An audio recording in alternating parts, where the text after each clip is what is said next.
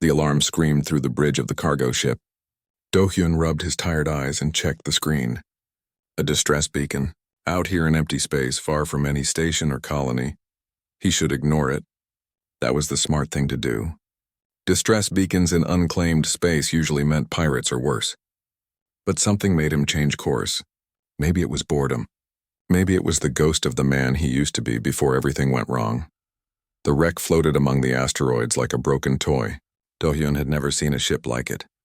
The metal was smooth and dark, covered in symbols he did not recognize. No human made this. No species he knew made this either. He suited up and crossed over on a tether line. The airlock opened easily, which was strange. Inside, the ship was cold and dead. Emergency lights flickered in the hallways. Do-hyun moved carefully, his breath loud in his helmet. Bodies lay in the corridors. Aliens with silver skin and delicate features. They had been dead for days, maybe weeks.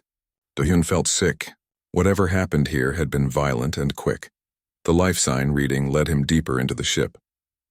Past science labs filled with broken equipment. Past storage rooms torn apart.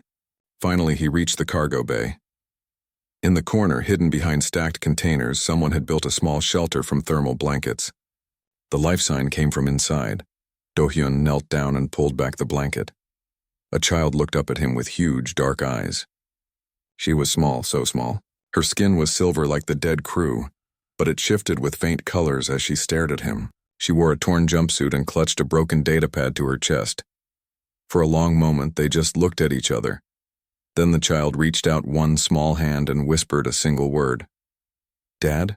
Do-hyun froze. His translator was unsure. Was it a question? A statement? The child's voice was weak and scared. She reached for him again, and something broke inside Do-hyun's chest.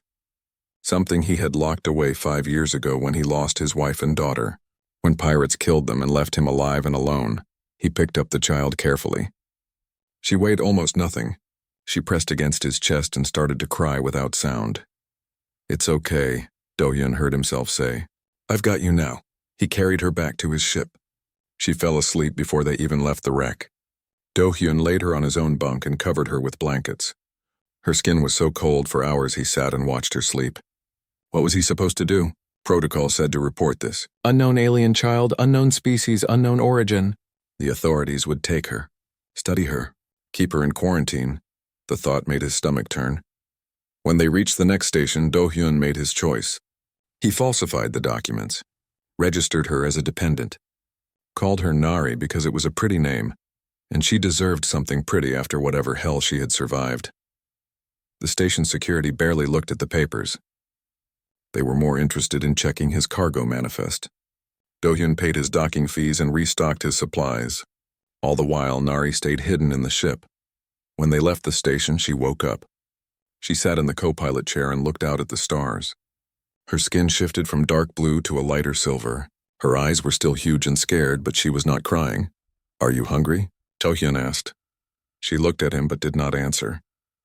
He made some food. Standard nutrition paste with protein supplements. She ate a little, watching him the whole time.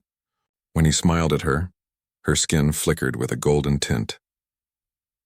That night, Do-hyun lay on the floor of his quarters and let Nari have the bunk. He stared at the ceiling and wondered what he had done. He was a cargo hauler, a man who ran away from people and problems. He had no idea how to take care of a child, especially an alien child who might not even eat human food or breathe the same air for long. But when he looked over at her sleeping form, curled up small in the big bunk, he knew he could not give her up. Would not give her up. In the morning, Nari was sitting up in bed holding her broken datapad.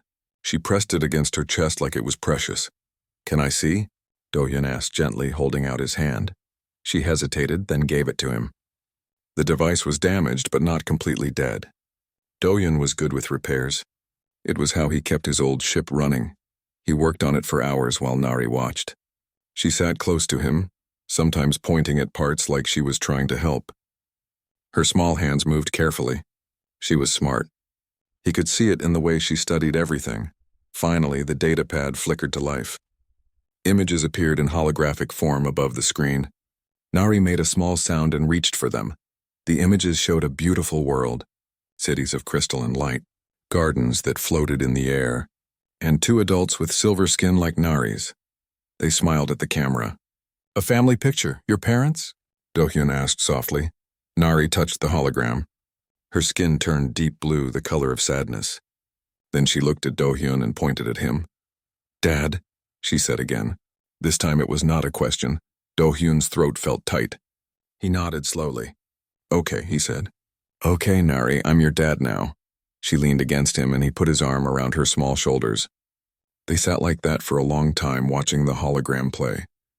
Watching the images of a world and a family that were gone. Over the next few days, Do-hyun learned about Nari. She could not eat most human food, but she could eat some. She needed minerals in her diet that he had to buy special. She slept more than humans and needed bright light during the day. Her skin changed colors with her feelings.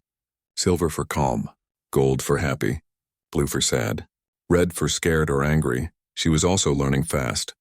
Too fast. Within a week, she understood most of what he said. Within 2 weeks, she was speaking simple words back. "Ship," she would say, pointing. "Stars. Food. Dad. Always dad." Every time she looked at him, Do-hyun taught her how to move around the ship safely. Showed her the controls, though she was too small to reach most of them. He made up games to keep her entertained during the long trips between stations. At night, he would tell her stories.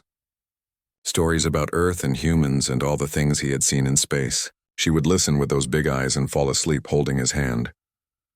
For the first time in 5 years, Do-hyun did not feel alone. But he knew this peace could not last. Someone had killed Nari's people. Someone had destroyed that ship. And somewhere out in the vast darkness of space, someone might be looking for her. He checked the news feeds carefully. Listened to station gossip. Watched for any signs of trouble. Nothing yet.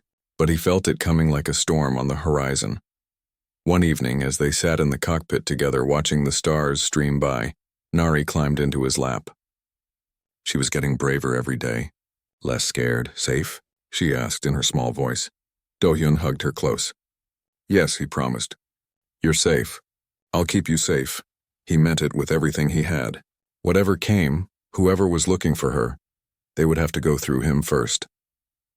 Nari fell asleep in his arms, her skin glowing soft gold. The color of happiness, the color of trust, and Do-hyun sat there holding her, staring out at the endless stars and made a silent vow. This child had called him Dad. This child had chosen him, and he would be worthy of that choice or die trying. 6 months passed like a dream. Do-hyun had almost forgotten what it felt like to have someone waiting for him.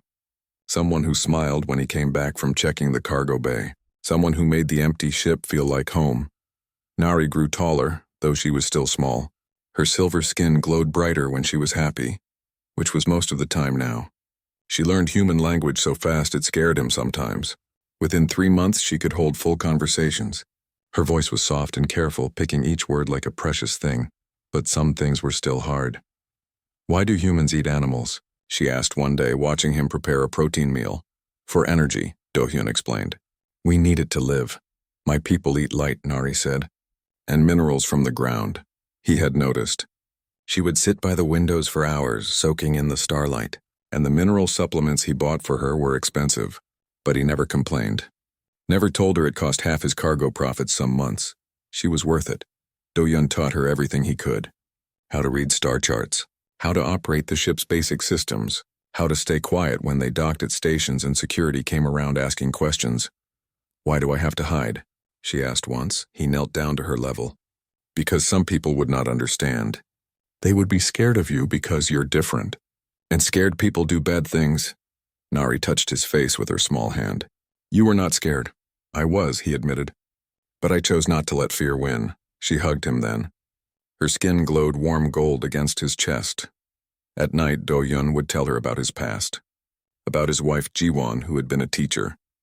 About his daughter Yoonji, who had loved to draw. About the day pirates raided their colony and how he lost them both. "I'm sorry," Nari whispered. "You lost your family." "Yes," he said. "But I found you." She thought about this for a long time. Then she said, "Maybe I can be your family again." Do-hyun's eyes burned with tears he would not let fall. "You already are, Nari. But peace never lasts forever." They were at a refueling station called Outpost 7.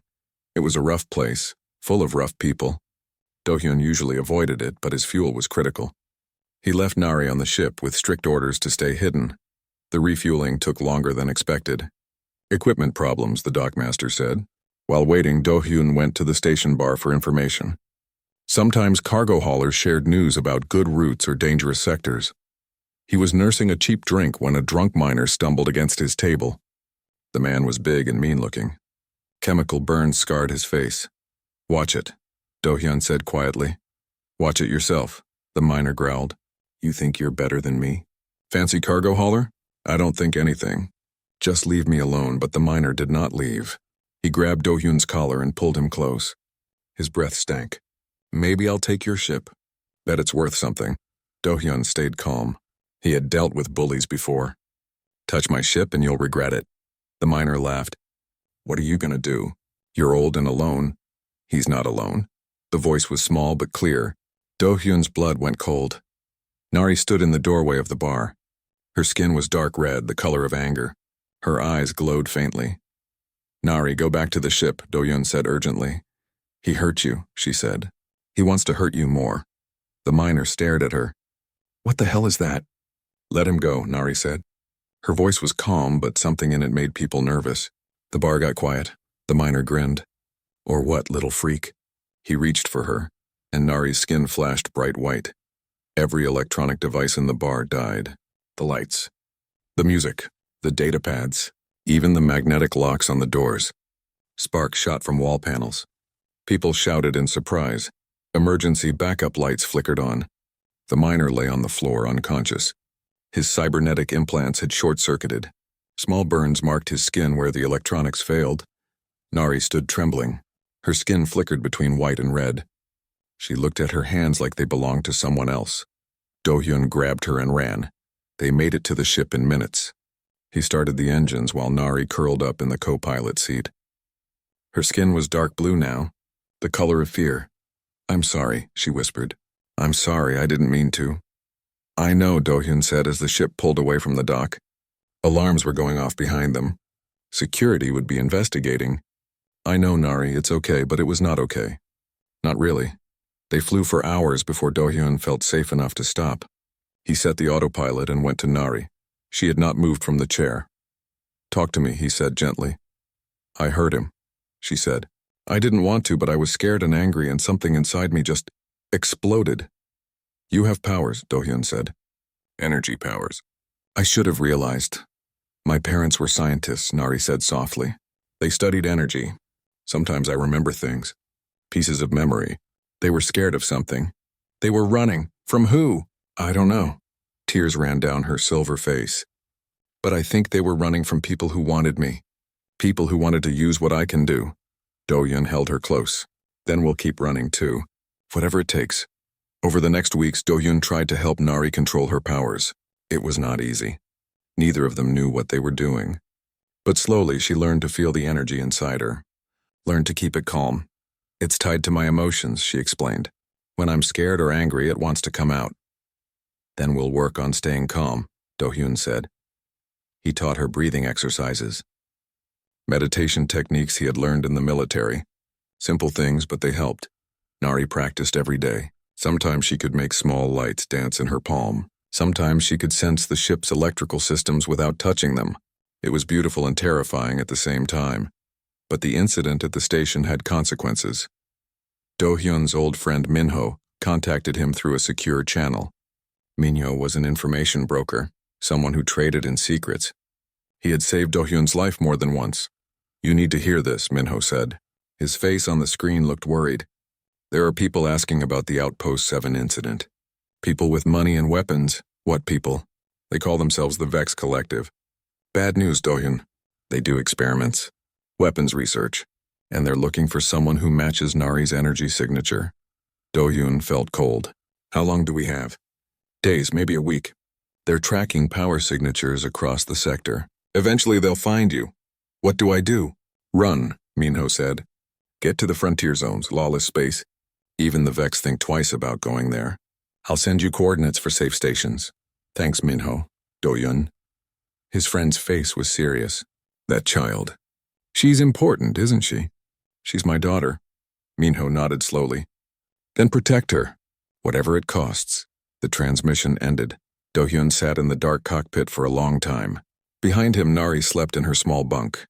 She trusted him completely, believed he could keep her safe. He hoped she was right. That night, he started teaching her different things, not just about controlling her powers, but about survival, how to fight hand-to-hand, how to read people's body language, how to hide and run and think fast when everything went wrong. Why do I need to learn this? She asked. Because being smart isn't enough, he said. Because bad people exist. Because your people were advanced and powerful, but humans learned something important over thousands of years. What? How to survive anyway. Nari practiced hard. She was small but quick, smart enough to use her size as an advantage, and her powers gave her an edge when she needed it.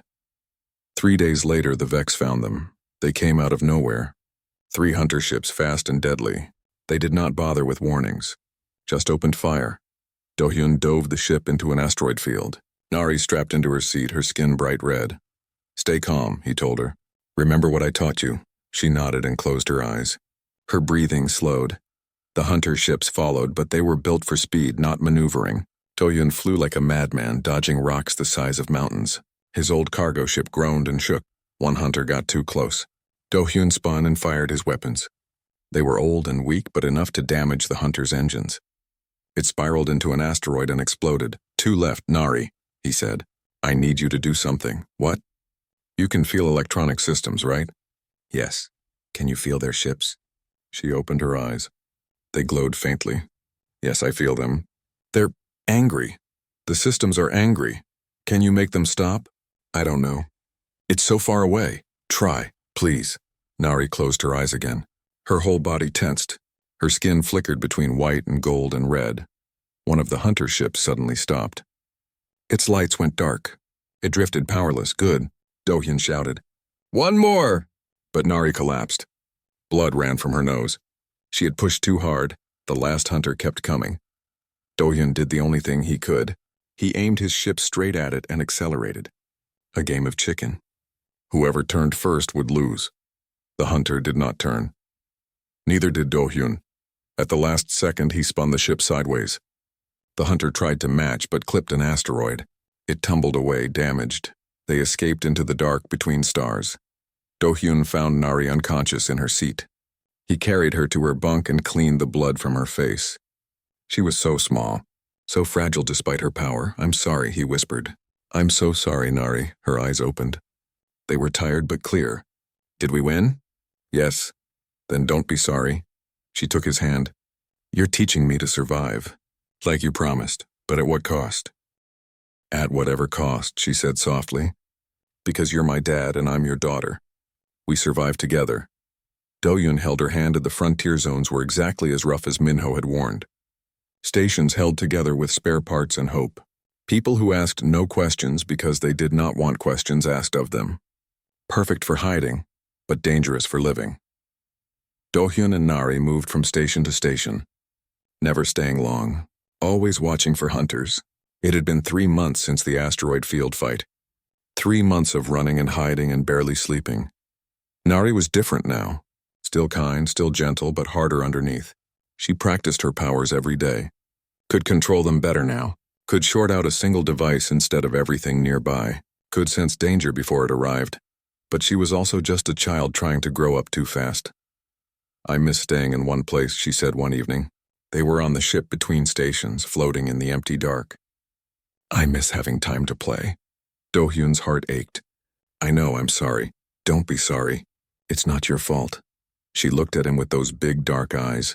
Will we always have to run? I don't know, he said honestly. But I'm trying to find a way to stop running. I promise. That promise became harder to keep when Minho contacted them again. It's bad, Minho said. His face filled the screen. The Vex are offering huge bounties. Every hunter, mercenary, and desperate fool in the sector is looking for a silver-skinned alien child with energy powers. How huge? Do-hyun asked. Enough to buy a small moon. Minho paused. There's more. I dug into some restricted files. Nari's people, the ones from her planet, they weren't just scientists. They were refugees. Refugees from what? From their own government. The planet is called Luminous. Beautiful place, advanced civilization. But their government was doing something terrible. Creating children as living weapons. Engineering them from birth to be perfect soldiers. Do-hyun felt sick. He looked at Nari, who was listening. Her skin had gone dark blue. Nari's parents were scientists who worked on the program, Minho continued. When they realized what they were helping create, they tried to stop it. They stole Nari and other research and ran. The government sent people after them. But before they were caught, they ran into the Vex. The Vex want to continue the research, Do-hyun said. Exactly. They want to create their own army of weapon children, and Nari is the prototype they need. After the transmission ended, Do-hyun held Nari while she cried. She was not crying for herself. She was crying for her parents who gave everything to save her. They died protecting me, she said, and now you're risking your life for the same reason. Why am I worth it? Because you're not a weapon, Do-hyun said firmly. You're a person, a child, and every child deserves to be protected. That's what makes us human. But I'm not human. No. But I am, and I choose to protect you. That's what we do. Over the next weeks, Do-hyun began serious combat training with Nari.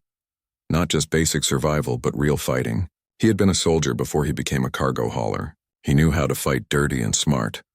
Your people were more advanced than humans, he told her as they practiced.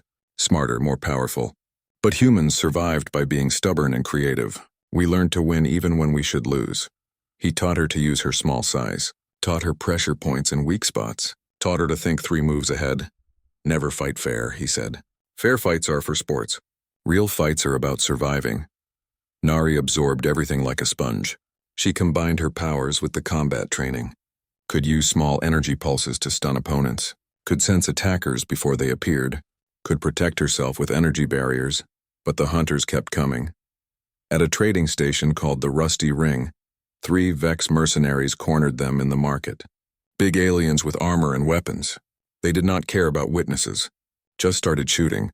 Do-hyun threw smoke grenades and grabbed Nari. They ran through the crowded market while energy blasts destroyed stalls behind them. Left, Nari shouted. She could sense the station's layout through its electrical systems. They ducked into a maintenance tunnel.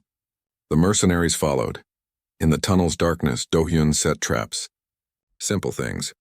Wire stretched across pathways. Loose floor panels.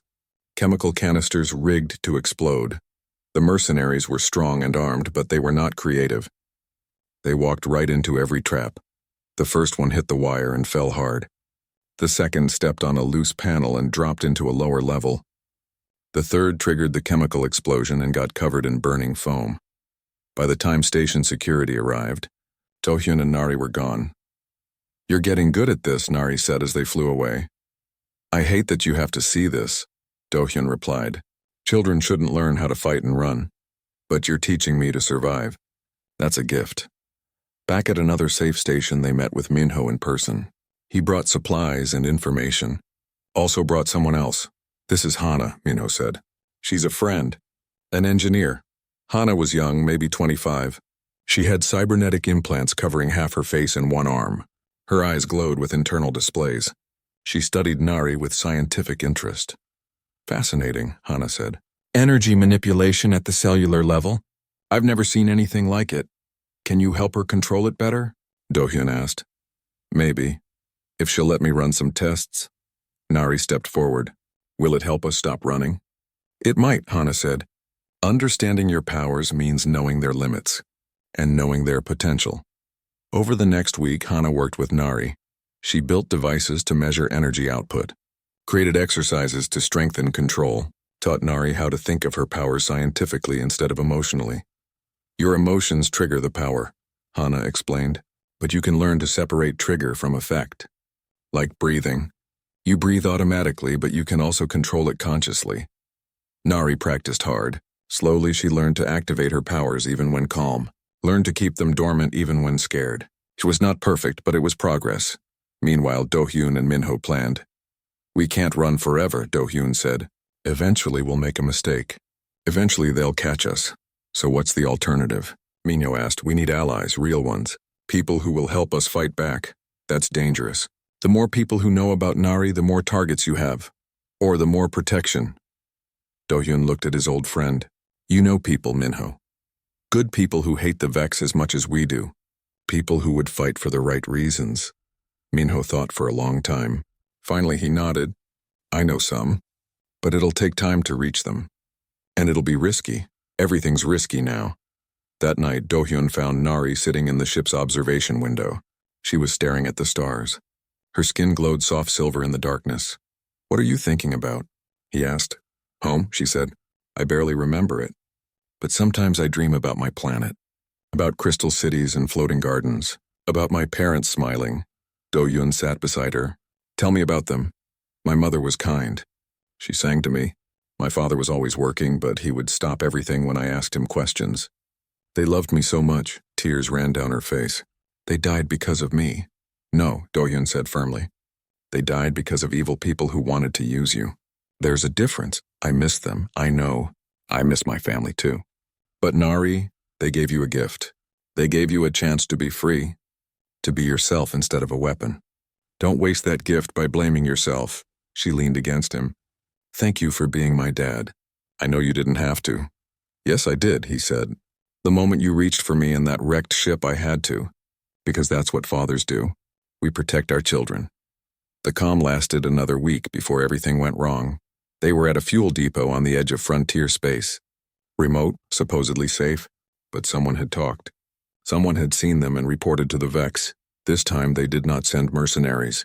They sent a strike team, military-grade ships. Professional soldiers. Weapons designed to capture, not kill. Do-hyun saw them coming on sensors and reacted instantly. He fired up the engines while Nari ran for her safety harness. Too many, he said as more ships appeared. They surrounded us. What do we do? Nari asked. Her skin was bright red. We fight. Together. The strike team demanded surrender. Promised they would not hurt Nari. Promised she would be treated well. All lies. Do-hyun's answer was to fire his weapons and dive toward the fuel depot. The station master screamed at him to stop. He ignored it. He flew straight at the depot's massive fuel tanks. The strike team hesitated. If they fired and hit the tanks, the explosion would destroy everything. But Do-hyun did not hesitate. He fired at the tanks himself. The explosion was massive. It lit up space like a small sun. The strike team scattered. In the chaos, Do-hyun punched through their formation and accelerated to maximum speed. Behind them, the fuel depot was a ball of fire. Do-hyun felt bad about that, but not bad enough to stop. That was insane, Nari said. That was surviving, Do-hyun replied. They flew for days, changing course constantly to throw off pursuit. Finally reached another station where Minho had arranged a meeting. This time there were 4 people waiting. Minho, Hana, and 2 others. This is Taejin, Minho said, pointing to a handsome man in diplomatic clothes. He used to work for the Galactic Council. Knows all their secrets and how to use them. Taejin bowed slightly. I heard about your situation. It's unconscionable what they're doing to this Chaven's Rest was not pretty. The station floated in the middle of nowhere, built from scrap ships and stolen parts. But it was neutral ground. No government controlled it. No corporation owned it. It was perfect for people who needed to disappear. Do-hyun's small crew took over an abandoned section of the station. 5 people now instead of 2. It felt strange to have others around after so long alone. Hana set up a workshop immediately.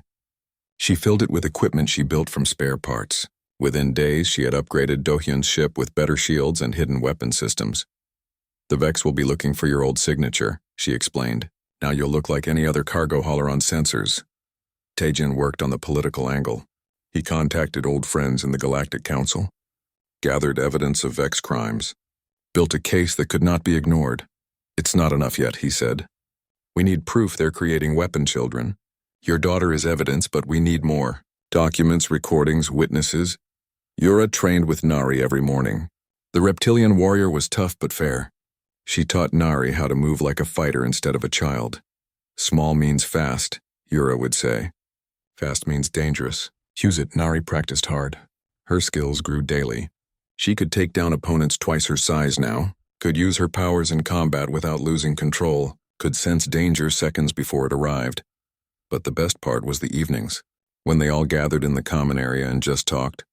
Shared stories, laughed together. It felt like family. One night, Hana showed Nari how her cybernetic implants worked. I was in an accident, she explained. Lost half my face and my arm, but instead of giving up, I rebuilt myself. Better than before. Does it hurt? Nari asked, touching the metal gently. Sometimes, but it's worth it. I can interface with any computer system. See things normal eyes can't. I'm not less human because of the metal. I'm just different. Nari thought about this. I'm different too. But Do-Yun says that's okay. Your father is a smart man, Hana said with a smile. Watching them, Do-Yun felt something warm in his chest. For years after losing his family, he thought he would be alone forever, thought he did not deserve happiness, but here he was, with a daughter who loved him, with friends who stood beside him, with something worth protecting, Taejin noticed. You're smiling more, he said one evening. Am I? Yes, it's good to see. When Minho first told me about you, he said you were half dead inside. But that little girl brought you back to life. She's not so little anymore, Do-Hyun said, watching Nari practice combat forms with Yura. She's growing up too fast. That's what war does, Taejin said quietly. Takes childhood away, but you're giving her something too, safety, love, purpose. Those things matter more than innocence. 2 months passed. The crew worked together like a machine. Each person had their role. Each person contributed. Hana built devices to help Nari control her powers better. Special gloves that regulated energy output, meditation headbands that monitored emotional states, training dummies that could withstand energy blasts. Science and powers don't have to be separate, Hana explained to Nari. Your people understood energy at levels we're still studying. But humans are good at practical applications. Together we make something new. Yura taught Nari about honor and courage. Being strong is not just about power, the warrior said. It's about knowing when to fight and when to protect, when to show mercy and when to finish the battle. Taejin taught her about politics and diplomacy. Words can be weapons too, he said. The right speech at the right time can change minds, save lives. Sometimes talking is braver than fighting. And Do-Hyun taught her about being human, about stubborn hope and creative thinking, about protecting what matters even when it seems impossible. Humans are not the strongest species, he told her. Not the smartest or the most advanced. But we never give up, we adapt. We find ways to win even when we should lose. That's our superpower. Nari absorbed everything. She was brilliant, combining lessons from all her teachers. She could calculate trajectories like Hana, fight like Yura, negotiate like Taejin, and think like Do-Hyun. But she was still a child in many ways. She still had nightmares. Still cried when she remembered her birth parents. Still needed to be held when fear became too much. Those times, Do-Hyun was always there, holding her, promising safety, being the father she needed. Then the message came. It was from Lumenis, Nari's home planet. The government wanted to talk. It's a trap, Yura said immediately. Maybe, Taejin said, but maybe not. They claim to be reformers, say the old government fell. They want to make peace, want to bring their children home. Do you believe them? Do-Hyun asked. I don't know, but we should investigate. The debate lasted hours. Hana thought it was too dangerous. Yura agreed. Minho was suspicious. Only Taejin thought they should at least listen. What does Nari think? Do-Hyun finally asked. Everyone looked at her. She had been quiet, listening to the adults argue. I want to hear what they say, she said slowly, but I don't want to go back. This is my home now, with all of you. Then we'll listen, Do-Hyun decided, but carefully, and if anything feels wrong, we walk away. The Lumenis delegation arrived a week later, 3 representatives with silver skin like Nari's. They wore formal robes and spoke with polite voices. We are deeply sorry, their leader said. Her name was Bora. Our government committed terrible crimes, but new leadership has taken control. We want to correct past mistakes by doing what? Taejin asked. By ending the weapon program. By bringing our stolen children home. By giving them the life they deserve. And what about the children who don't want to return? Do-Hyun asked. Bora looked at Nari. We understand some may be afraid, may have bonded with others. We would not force anyone, but we can offer resources, protection, a chance to reconnect with their culture. It sounded good. Too good, Nari asked questions. About her parents. About their research. About what really happened. Bora answered everything. Showed documents. Played recordings. Proved that a real reform movement existed on Lumenis. I want to believe you, Nari said. But my parents ran from our own people. They died running. How do I know you're different? You don't, Bora admitted. Trust must be earned. We're willing to earn it. Slowly, carefully, at your pace. The meeting ended with promises to talk more, to share information, to build trust gradually. But Do-hyun felt uneasy. Something was wrong. He just could not figure out what. That night, he could not sleep. He walked the station corridors thinking. His military instincts were screaming danger, but he saw no evidence. He found Hana in her workshop, still awake. Something bothering you too? She asked. Yeah, but I can't explain it. Me either. She pulled up security footage. I've been watching the delegation's ship. Their people haven't moved, haven't contacted anyone. They're just waiting. Maybe they're really sincere. Maybe. Hana did not sound convinced. Or maybe they're waiting for the right moment. 3 days later, the right moment came. The delegation called another meeting. This time they brought gifts. Cultural items from Luminous, foods Nari could eat, even holographic recordings of her extended family who wanted to meet her. Nari was touched.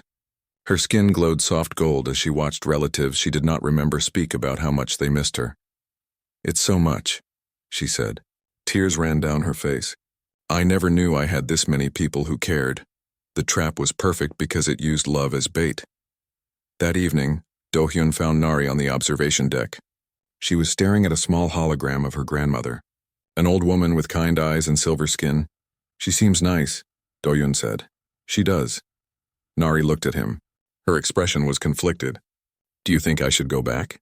To Luminous? Every instinct screamed at Do-hyun to say no, but he forced himself to think. To be fair, that's your choice, he said carefully. I will always want you with me. But if returning to your people would make you happy, truly happy, then I would support that. Even though it would hurt you, even then, because that's what parents do. We want what's best for our children even when it breaks our hearts. Nari hugged him tight. You're the best dad anyone could have. I'm trying. They stood together watching the stars, not knowing that below in the docking bay, armed soldiers were preparing to storm the station. The attack came at midnight. Alarms screamed through Haven's Rest. Do-hyun woke to find combat soldiers in the corridors. Not station security. Not pirates. Professional military from Luminous. It was a trap, he realized. They were never sincere. He grabbed his weapons and ran for Nari's quarters, found Hana already there defending the door. Her cybernetic arm had transformed into a weapon. They're everywhere, Hana said. At least 50 soldiers. Where's Nari? Inside. Safe for now. Do-hyun kicked open the door. Nari was awake, her skin bright red. They lied, she said. Her voice was cold. They lied about everything. I know. We need to move. But the corridor outside was full of enemies. Yura appeared, fighting 3 soldiers at once. Taejin was behind her, using a comm device to call for help from station authorities. They fought their way toward the docking bay. Soldiers kept coming. The crew was outnumbered 10-1. I can stop them, Nari said. Her whole body glowed with building energy. I can release all my power at once. The plan was crazy. Everyone agreed on that. Even Do-hyun knew it was suicide, but it was also their only chance. We infiltrate the main Vex research station, Taejin explained, pointing at the holographic map. Steal their data on the weapon program, then broadcast it across every galactic channel. They'll have hundreds of guards, Yura said. Top security systems, defenses we can't imagine. That's why we do it the human way, Do-hyun said, not with force. With trickery and stubbornness. Minho had provided intelligence on the station. Its layout, shift changes, security weaknesses. It was not much, but it was something. They prepared for 2 weeks. Hana built special devices. Taejin created false identities. Yura gathered weapons. And Do-hyun trained everyone on improvisation. Plans fail, he said during practice. Always, when they do, you need to think fast. Use what's around you. Make them react to you instead of you reacting to them. He showed them how to create diversions from common items, how to turn ordinary tools into weapons, how to read an environment for advantages. Your people would never think like this, he told Nari. They would plan everything perfectly. But humans learned that perfect plans are brittle. Flexible plans survive. Nari watched everything with sharp attention. She was nearly 13 now in human years, tall for her age. Her powers were stronger than ever but more controlled. She could do things that amazed even Hana. But she was also scared. Do-hyun saw it in the way her skin flickered dark blue sometimes, the way she held his hand tighter at night. "I'm afraid," she admitted the night before they left. "Me too," Do-hyun said. "Really? But you're always brave." "Brave doesn't mean not scared. It means doing what's right even when you're scared." She thought about this. What if something goes wrong? What if I lose you? Then you keep going. You survive. You live the life we fought to give you. I don't want that life without you. Do-hyun pulled her close. "Listen to me. If something happens to me, you have Hana, Yura, Taijin, Minho. You have family. You'll never be alone again. Promise me you'll keep living. Promise me you'll be happy." "I promise," she whispered. "But only if you promise to come back." "I promise to try." The journey to the Vex station took 3 days. They used Do-hyun's upgraded ship, disguised as a supply vessel. On approach, Hana activated forged clearance codes. The station was massive. A floating city in space built for research and war. Hundreds of ships docked there. Thousands of workers and soldiers. "This is insane," Minho muttered. "Yes," Do-hyun agreed. "Let's do it anyway." They docked without problems. The fake IDs worked. Taijin's diplomatic credentials got them past the first security checkpoint. So far, so good. Inside, they split into teams.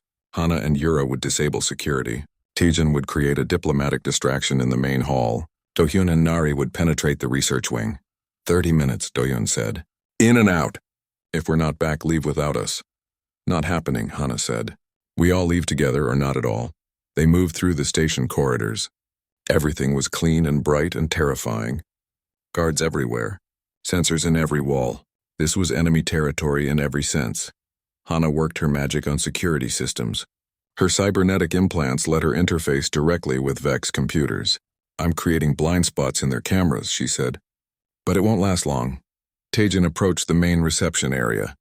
He started an argument about diplomatic immunity and trade violations. His loud voice drew attention. Guards rushed over to deal with him. While they were distracted, Do-hyun and Nari slipped into the research wing. The doors required special clearance. Nari placed her hand on the panel and sent a careful energy pulse through it. The lock opened. "Nice work," Do-hyun said. "Thank you for teaching me." They moved quickly through the research area. Everything was automated. Computer stations everywhere. Sterile labs behind glass walls.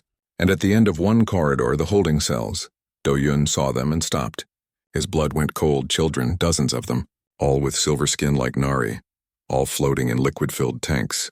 Tubes and wires connected to their small bodies. Monitors tracked their brain activity. "Dad," Nari whispered. Her skin had gone completely white. "They're like me. They're younger than you," Do-hyun said. He felt sick. "Some of these children could not be older than 5 or 6 years old. We have to save them. Our mission is to get the data and expose this." "I know, but look at them. Look at what they're suffering." Tears ran down Nari's face. "I could have been in one of those tanks. If my parents hadn't saved me. If you hadn't found me." Do-hyun looked at the children, then at his daughter. Then at the data terminal he made a choice. A human choice. The kind that did not make logical sense but felt right anyway.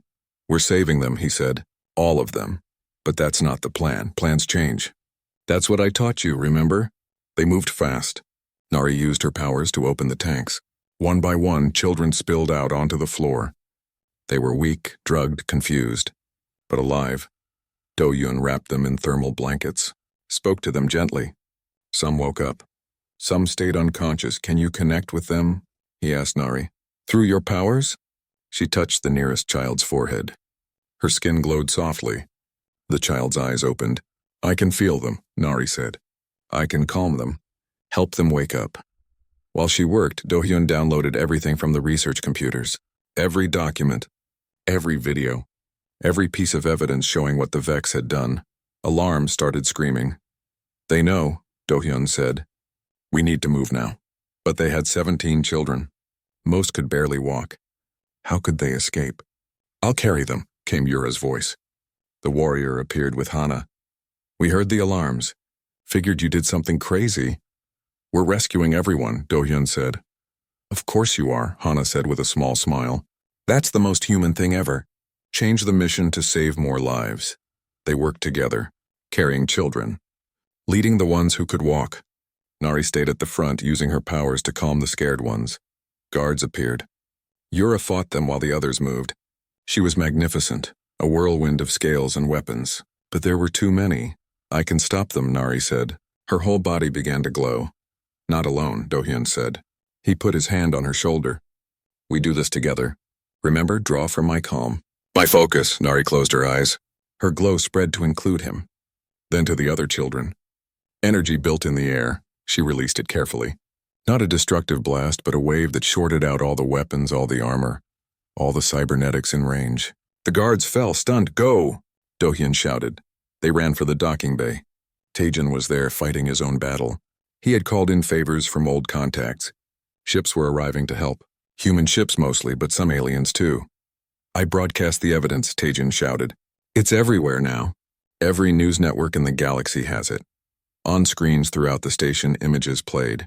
Children in tanks, scientists discussing modifications, Vex leaders planning to sell weapon children to the highest bidder.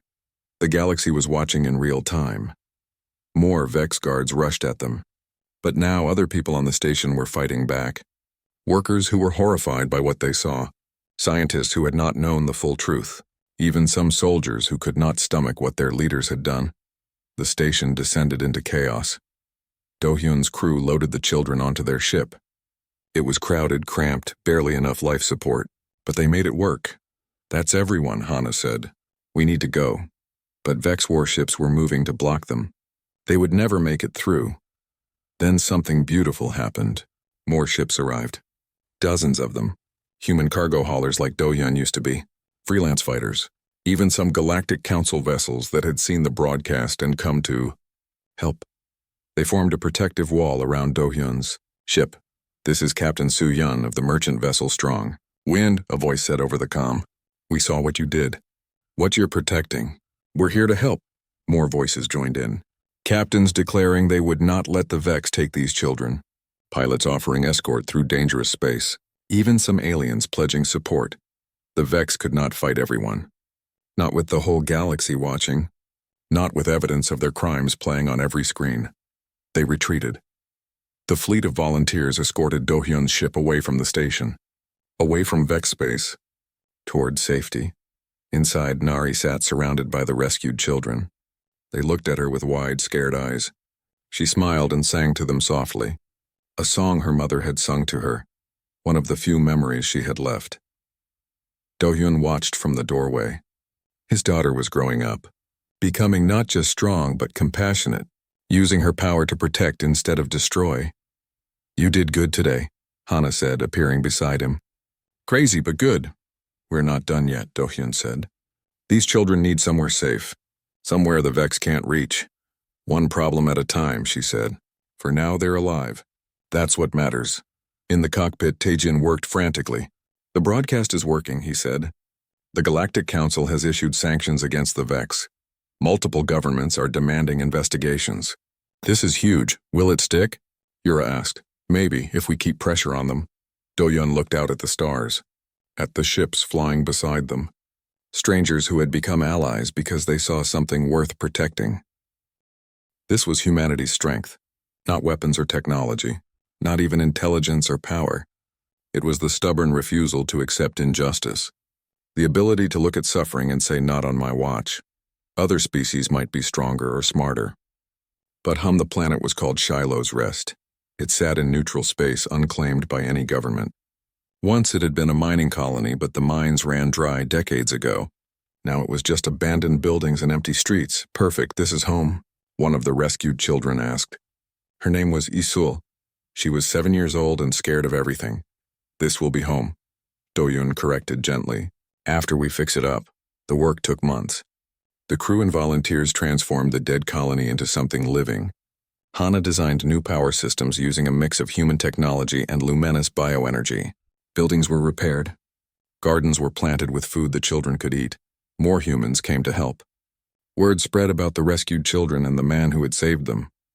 People arrived with supplies, skills, and stories. Some stayed, some left, but all contributed something. Why do they help? Nari asked one day.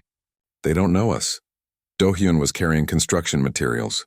He paused to wipe sweat from his face, because humans form tribes. Not by blood, but by choice. When someone needs help, we show up. That's who we are. The children watched these strange humans work, watched them laugh and argue and solve problems together, watched them treat the children not as weapons or experiments, but as kids who needed homes. Slowly, the children began to heal. They learned to smile, learned to play, learned that they could be more than what they were created to be. Nari became their big sister. She protected them, taught them, helped them control their powers. She was patient and kind, showing them the same compassion Do-hyun had shown her. "You're good at this," Hana said one evening. She and Do-hyun were watching Nari play with the younger children in the garden. "At what?" Do-hyun asked. "Being a father? Building a family?" "I'm just doing what feels right." Hana smiled. "That's what makes it work." She hesitated, then added, "I never thought I'd see this. A place where species don't matter, where children are just children. It's beautiful." Over time, Hana and Do-hyun grew closer. She understood his protective instincts because she shared them. After losing part of herself in that accident, she had rebuilt not just her body but her purpose. She wanted to create things that helped people. They were sitting together one night when she said, "I think I'm falling in love with you." Do-hyun looked at her in surprise. "I'm old and broken." "No, you're experienced in healing. There's a difference." He thought about Ji-won, his first wife. Would she want him to be alone forever? Or would she want him to find happiness again? "I think I'm falling in love with you too," he admitted. Nari approved completely. "Hana's perfect for you," she said. "She's smart and kind and she makes good food." "Those are important qualities," Do-hyun agreed with a smile. Life settled into a routine. The colony thrived. Children learned and grew. Adults built and planned. It was not perfect, but it was good. Then the message came from Lumenis again. "Different government this time," Taejin said, reading the transmission. "They claim the old corrupt officials were overthrown. New leadership wants to make peace. Wants to bring the children home properly." "We heard that before," Yura said. "It was a trap, I know. But this seems different." Taejin showed them video footage. Luminous cities in upheaval. Protests demanding reform. New leaders promising change. "It looks real." The colony's adults debated. Some thought it was another trick. Others thought real reform was possible. The children deserved to know about their options. "Let them come here," Do-hyun finally said. "Meet them on our ground. See if they're sincere." 3 representatives arrived 2 weeks later. Unlike the previous delegation, these ones came without weapons or guards. They wore simple clothes and looked nervous. "We are ashamed," their leader said. His name was Junho. "Our people committed terrible crimes against children. We cannot undo that harm, but we can try to make amends." "How?" Nari asked. She stood with the other children, protective and suspicious. "By offering choice," Junho said. "Any child who wants to return to Lumenis can do so. We have prepared homes, schools, therapists. We will help them reconnect with their culture." "And the ones who want to stay here?" Do-hyun asked. "They can stay. We will provide resources to help this colony. Technology, supplies, knowledge. We want to support your choice, not control it." It sounded sincere. But so had the last delegation. "Give us time," Nari said. "We need to discuss this among ourselves." The representatives agreed and left their ship in orbit. That night the children gathered. All 18 of them, from little Isul to Nari. They talked about Lumenis. About whether they wanted to see their home planet.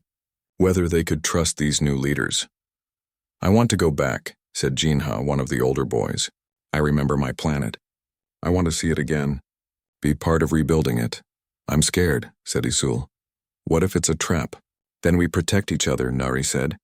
Like always. Several children wanted to try returning to Lumenis. Several wanted to stay on Shiloh's Rest. All of them were scared but trying to be brave. Do-hyun told them, "Whatever you choose, you will always have a home here.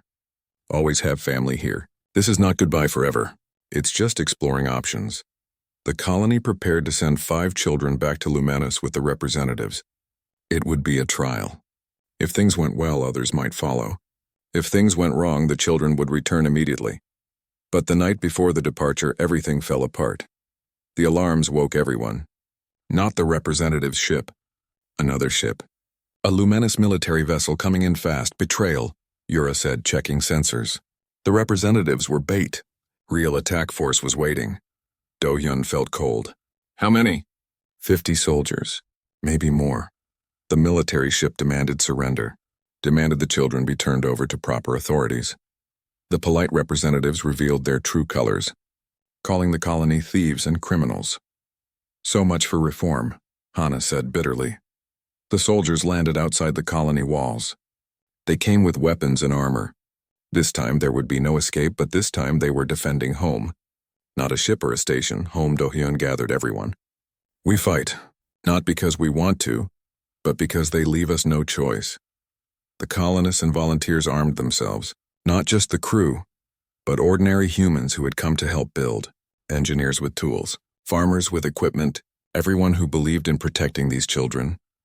This is crazy, Minho said. He was checking weapons. We're outnumbered and outgunned. Yes, Do-hyun agreed. But we're defending our children, our home. That makes us dangerous. The battle began at dawn. Luminous soldiers advanced on the colony, expecting easy victory. They had better weapons, better armor, better training, but they did not expect the defenders' strategy. Hana had rigged the entire colony with traps. Pressure plates that triggered nets. Doors that locked automatically. Corridors that could be flooded with smoke or sleeping gas. The colony itself was a weapon. Yura led the combat teams. She taught the humans to fight smart, use cover, set ambushes, make every shot count. Taejin worked communications, broadcasting what was happening, calling for help, making sure the galaxy knew that Luminous reform was a lie, and the children fought too, not on the front lines but as support. Nari coordinated them, using their powers to disable enemy equipment, create energy barriers, sense approaching soldiers. The Luminous forces expected compliance, expected fear. They got stubborn human resistance instead. They will not stop, one soldier told another during a break in fighting. We hurt them and they get back up. We disable their weapons and they use rocks. What are these humans made of? But the defenders were losing. Slowly but surely. There were just too many attackers. Then Nari made a decision. She stood in the colony's central square and closed her eyes. Energy began building around her. The other children felt it and moved to her side. They held hands, forming a circle. What is she doing? A colonist asked. Something impossible, Hana said. The children's combined power created a barrier, a dome of pure energy covering the entire colony. When Luminous soldiers tried to break through, the barrier held. When they fired weapons, the energy absorbed the shots. Inside the dome, everyone stared in amazement. How long can they hold it? Do-hyun asked. I don't know, Hana said. This should not even be possible. Outside, the Luminous commander was furious. Bring up the heavy weapons. Break that barrier. But before they could act, more ships arrived. Not Vex, not Luminous. Ships from a dozen different worlds. Humans mostly, but some aliens too. They had seen Taejin's broadcast and come to help. This is Captain Soo-hyun again, a familiar voice said over the comm. Seems you need assistance again. The volunteer fleet outnumbered the Luminous military ship. Not in firepower, but in numbers and determination. Stand down, Captain Soo-hyun ordered the Luminous commander, or face all of us. The Luminous commander looked at the children maintaining their impossible barrier. Looked at the humans who refused to surrender. Looked at the fleet surrounding his ship. He retreated. When the barrier finally dropped, the children collapsed. Exhausted but alive, Nari fell into Do-hyun's arms. You did it, he said. You saved everyone. We did it, she corrected. All of us together. The battle was over. But the war was not. Taejin. 3 years passed like a dream.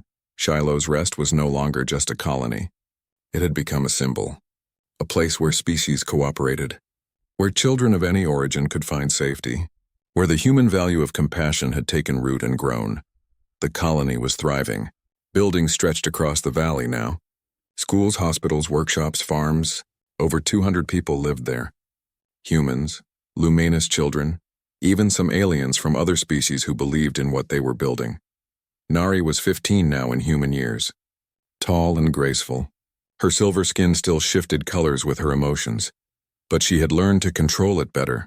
She spent her days teaching younger rescued children, studying with Hana, and serving as junior ambassador when other governments wanted to establish contact. But she was still a kid in many ways. Still loved sweetbread too much. Still teased Do-hyun about his gray hair. Still needed him when nightmares came. Do-hyun was older now. gray at the temples, lines around his eyes, but there was peace in his face that had not been there before. He had found purpose. Found family. Hana was his wife now. Their daughter Minseo was 2 years old, running around the house with endless energy. Nari adored her little sister, spending hours playing with her. "Read story," Minseo would demand, climbing into Nari's lap. "Which one?" Nari would ask. "Brave Dad's story." It was Nari's favorite too. The story of how Do-hyun found her in a wrecked ship and chose to save her. How one act of compassion changed everything. The crew had grown as well. Hana ran the colony's engineering department. Yura trained security forces that protected not just Shiloh's Rest, but other sanctuaries that had formed across the galaxy. Taejin worked with the Galactic Council, pushing for stronger protections for refugees. Minho coordinated the network of safe stations and supply routes. They were not just a crew anymore. They were a movement. Other colonies had adopted similar models, places where beings could live free from exploitation, where differences were celebrated instead of feared. The humans who ran these sanctuaries were called guardians by some, interferers by others. Do-hyun did not care about titles. He just cared about keeping children safe. But peace never lasted forever. The threat came from an unexpected direction. The Vex had been diminished but not destroyed. They had allied with extremist groups from a dozen species. Together they formed a coalition called the Restoration Front. Their goal was simple: eliminate the sanctuaries, return the galaxy to proper order, where each species stayed in their place, where power determined rights. They're planning coordinated attacks, Minho reported at an emergency meeting. Every sanctuary at once. They want to destroy the movement by destroying its symbols. When? Do-hyun asked. 3 weeks, maybe less. The news spread through the colony. Fear rippled through the children who remembered what it felt like to be hunted. But Nari stood before them and spoke with calm authority. "We've been scared before. We've been attacked before. And we're still here. Still free. Still together. Because of your dad," Isol said. She was 10 now, braver than before, but still scared sometimes. "Because of all of us," Nari corrected. "Dad started this. But we all chose to stay. Chose to fight. Chose to believe that kindness is stronger than cruelty." The colony prepared for battle. But this time they were not alone. Every sanctuary was preparing. Every guardian was gathering allies. The human colonies sent ships. Even Earth, which usually stayed neutral, sent military support. The reformed Lumenis government offered weapons and technology. Dozens of species who had been helped by the sanctuaries pledged to defend them. "We're not fighting for territory," Taejin said in a broadcast to the galaxy. "We're fighting for the right of all beings to live free, to choose their own path, to be treated with dignity regardless of where they're born or what they can do." His words echoed across every comm channel. Every news network the galaxy was watching again. The attack came on a cold morning. The Restoration Front fleet arrived at Shiloh's Rest with overwhelming force. 50 warships, thousands of soldiers, but they found something unexpected. A fleet twice their size waiting to defend the colony. Ships from 100 worlds, beings from 1,000 backgrounds, all united by a simple human idea that protecting the innocent was worth fighting for. The battle was massive. Space lit up with weapons fire. Ships dodged and weaved and exploded. On the ground, soldiers stormed the colony's defenses. Do-hyun led the defense personally. He was too old for this, his body protesting every movement. But he fought anyway. For Nari, for Minseo, for every child who deserved to grow up safe. Yura was beside him, her scales gleaming with blood and oil. "Just like old times," she said. "I'm too old for old times," Do-hyun replied. "Shooting an enemy soldier. You're too stubborn to be too old." The attackers were fierce, desperate. They knew this was their last chance to stop the movement. If they failed here, their ideology would die. In space, Captain Soo-hyun coordinated the defending fleet. "Hold the line," she ordered. "Don't let a single enemy ship through to the colony." But the Restoration Front had a weapon the defenders did not expect. A massive energy cannon on their flagship. It charged up, aimed at the colony. One shot would destroy everything. "We can't stop it," Hana said, checking her sensors. "The energy output is too high." Nari felt it. Felt the building power. Felt the death it carried. She looked at Do-hyun. He was bandaging a wounded defender. Teaching a young colonist how to reload a weapon. Being a father even in the middle of battle. She could save him. Save everyone. but it would require all her power, every bit of energy she had ever accumulated. It might kill her, or she could run. Use her power to escape. Survive to fight another day. Nari closed her eyes and remembered being small and scared in a wrecked ship. Remembered a human man kneeling down and saying, "I've got you now." Remembered years of love and protection and lessons about what it meant to be human. She made her choice. "I need every child here," she said. Now, the other 17 gathered around her. They knew what she was planning. Knew it was dangerous. Together, Isul asked. Together, Nari confirmed. They held hands and formed a circle. Their combined power built like a star forming. Energy crackled in the air. The ground beneath them glowed. Do-hyun saw them and ran over. "Nari, no. It's too much. You taught me that being strong means protecting others," she said. "That's what I'm doing. Not at the cost of your life, Dad." She smiled at him, calm and certain. "You promised me a life worth living. You gave me that. Now I'm going to make sure others get the same gift." The enemy cannon fired. The children released their power. A barrier appeared above the colony. Not just energy, but something more. Something that came from hope and determination and love. The cannon's blast hit the barrier. For a moment, nothing happened. The two forces struggled against each other. Then the barrier held. The blast reflected back toward the enemy flagship. The ship's own weapon destroyed it. The Restoration Front's command structure collapsed. Their remaining ships scattered. The battle was over. In the colony, the children fell. Exhausted beyond measure, but alive. All of them alive. Nari opened her eyes to find Do-hyun holding her. Tears ran down his weathered face. "You scared me," he said. "I'm okay. We all are." You reflected their own attack back at them. That should be impossible. Impossible is just another word for hasn't been done yet, Nari said with a small smile. "You taught me that too." The galaxy had watched the battle. Watched children use their power not to destroy but to protect. Watched humans and aliens stand together against hatred. The Galactic Council, shamed by the courage they had witnessed, finally acted. They established new laws protecting refugees, banned genetic slavery and exploitation, recognized the rights of all sentient beings regardless of origin or ability. They called them the Shiloh Accords, named after the colony that had changed everything. The Restoration Front fell apart. Some members surrendered. Some fled to the unknown reaches of space. The Vex Collective was dismantled completely. It was not total victory. Prejudice and cruelty still existed. But things were better. The galaxy was better. At Shiloh's Rest, life slowly returned to normal. The wounded healed. Buildings were repaired. Children went back to school and play. Do-hyun stepped back from leadership. He was content to be just a father now. Just a husband. Just a man who had done his part and could rest. Nari became the youngest ambassador in galactic history. She traveled between worlds, teaching others about cooperation and compassion. But she always came home to Shiloh's Rest. Always spent time with her dad and her little sister. One evening, years later, Do-hyun sat on the porch of their home. He was old now, gray and scarred and tired, but happy. Around him, children played in the streets. Human, luminous, and a dozen other species. They chased each other through gardens, laughing in a dozen languages. The colony had grown into a small city, a place of peace and hope. Nari appeared beside him. She was a young woman now, beautiful and powerful. But when she sat next to him, she was still his little girl. "What are you thinking about?" she asked. "That day I found you, in the wrecked ship. If I had made a different choice, if I had reported you to authorities like I was supposed to, but you didn't. No, I chose to protect you, and that choice changed everything.